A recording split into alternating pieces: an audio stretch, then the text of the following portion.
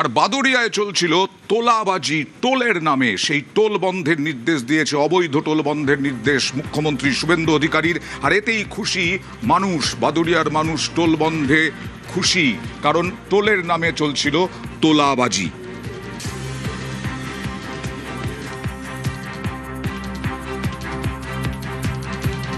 বন্ধে খুশি চালকরা। প্রত্যেক গাড়ি থেকে 20 টাকা, 50 টাকা, 100 টাকা, 200 টাকা পর্যন্ত এরা তোলা তুলত। এটা পৌরসভা অনুমোদিত কোনো ব্যবস্থা ছিল না। এটা এদের আনন্দ, আরাম, আয়েশের জন্যে এই টাকাগুলো এরা তুলত।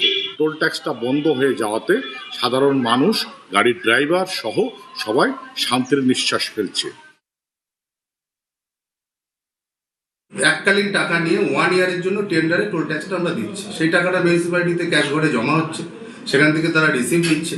যারা টোল নিয়েছিল তাদেরকে যেতে বলুন, তারা রিসিপ্ট দেখাবে, বা তারাও যদি না দেখাতে পারে অফিসে আসুন, অফিস দেখিয়ে দেবে যে গত বছর আমরা 4 লাখ টাকা নিয়েছি, তার রিসিপ্ট অফিসে আছে এবং পৌরসভার ক্যাশে সে টাকা জমা আছে। গভর্নমেন্ট একটা অর্ডার দিয়েছে যে এই মুহূর্তে টোল নেওয়া যাবে না, বন্ধ রাখতে হবে, যার জন্য আপাতত আমরা টোলটাকে বন্ধ রাখছি।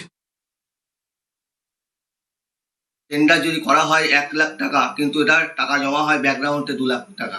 এরকম করে এরা দীর্ঘদিন ধরে তোলাবাজি শুরু করেছিল, এবং যে গাড়িগুলো যেত, একটা যদি 4 চাকা নিয়ে যায়, সে 50 টাকা টোল দিতে হতো। 50 টাকা, 100 টাকা, 200 টাকা অব্দি টোল বেআইনিভাবে এরা তুলতো। বেআইনি টোল তারা বন্ধ করাতেই আমাদের এলাকায় মানুষ খুবই খুশি। বেআইনিভাবে টাকা পয়সা জুলুমবাজি করে নিত, সেই জায়গার থেকে মানুষ মুক্তি পেয়েছে।